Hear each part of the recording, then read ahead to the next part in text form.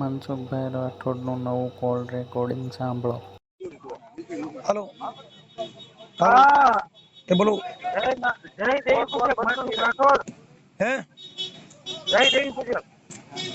Hello જય દેવી પૂજક. કઈ સમજાતું નથી દાદા.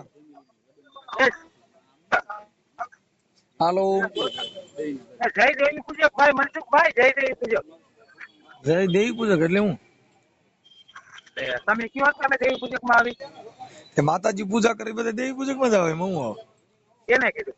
એટલે માતાજીની દેવી પૂજક, દેવી એટલે માતાજીની પૂજા કરવી.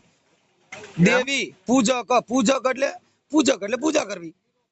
એમ નહીં, તમે વિડીયો માં એવું કહો છો કે આ હા બંધારણ ઈ દેવી પૂજક છે એટલે માતાજીની પૂજા કરે ને બધા દેવી પૂજક માં જ આવે દાદા. તમે દેવી પૂજક માં આવો ને? હે તમે દેવી પૂજક છો? ના, મારા ભાઈ ની બધા દેવી પૂજક માં. મારો હગો ભાઈ છે ને દેવી પૂજક છે. તમે કેમ આવો? હે હું માણામાં જ આવું. તમે આ ઓલા લખીભાઈ વાત કરો, તમે દેવી પૂજક માં આવી. એટલે પુલા પૂછતા હતા તઈ દેવી પૂજક હતો હું. પછી એમાંથી હું આ સુધરી ગયો ને એટલે પછી હું અટાણે વિજ્ઞાન સંશોધન વાળો માણસ થઈ ગયો. નકર હું 5-7 વર્ષ પહેલા દેવી પૂજક હતો. પછી મેં એમાંથી હું બારો નીકળ્યો. સમજાઈ ગયું, બુદ્ધિ આવી ગઈ. હા, મને બુદ્ધિ આવી કે આમ દેવી પૂજક માં નથી રહેવું, પણ આમાં કઈક જાણવા જોગમાં રહેવું છે. નહીં, હા, મોદી સાહેબ ને બુદ્ધિ ક્યાંથી આવશે? હું થયો નરેન્દ્ર મોદી ને બુદ્ધિ ક્યાંથી આવશે? શેની?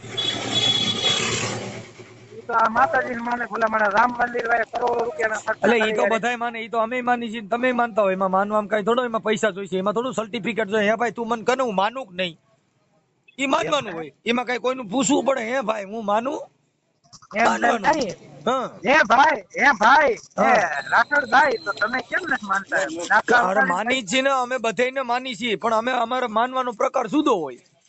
એમ નહીં, તમે ઓલા વાંકાવરી જતા હોય, તમે એમ ન હોય, અમે ઉભા રહીને પગે લાગતા હોય. તો તમે ઉભા લાગો. હા, એટલે મોઢો ખાલી ફેરફાર એટલે હોય. માણસમાં પરિવર્તનમાં, બુદ્ધિમાં, શબ્દમાં ફેરફાર હોય. બાકી બધા માણસ જ હોય. એટલે માનો છો ઈ તો નથી એમ ને? હવે મારી વાત સાંભળો, તમે દેવી પૂજક છે, તમારા મોવારા કઈ સુદા વગર નો માગતો હોય, એને કઈ ત્રાહ વગર એમ નહીં, કે આવડો માણસ છે એને બાબરી પડે છે, નથી માનતો એને ટકો રહી ગયો, કેમ કે માનતો નથી બિચારો. પેલી ખામી તમારા તમે બોલવા નથી થયા. હવે હું આ તમે બોલવા દઉં, પણ તમે જવાબ દેશો એનો જવાબ હું તમને આપું ભાઈ. નહીં, પણ મારી વાત તો સાંભળો. એમને તમે હાલો મારે, તમે દેવી પૂજક છો અને તમે માનો છો, તમારે કઈ મોવારા રેશમી ઉગે ને અમારે કડક ઉગે એવું કઈ આવે? પણ એમ નહીં, અમારાથી કોઈને એમ ન કહેવાય કે અમે દલિત છીએ. અમે મૂળ નિવાસી. સાંભળો, ઈ ભાષા નથી, ઈ કોઈ જાતિ નથી, દલિત ની જાતિ નથી. દલિત શેમાંથી આવે?